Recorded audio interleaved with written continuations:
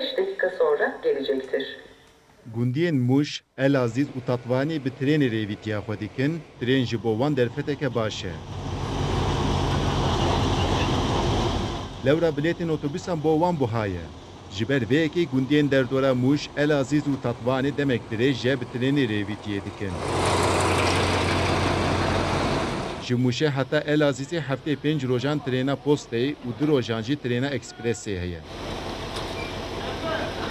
Trên xwendekaran jî ji zehmetiya riyan xilas dike û baveyekî ewled için dibistanên xwe û tên. Aile bandira kalabalık है ancak yani aki tercih ve arabacı eziyet yapar ki zor mal yani Xebatkar jî vê trênê pir bikartînin û ji bo biçin bajarê mezin bixebitin jî tercîha wan e evil trên e. Em rahatken, rahat içinde araba sıkıntı çekmiştin, zor bak ve rahatsızdı ben. İşte tren daha biz amcaya asken, ve alvarış kola, ama abi. Welatî jî trênê pir kêfxweşin û dixwazin li her deverê riya trênê çêbibe.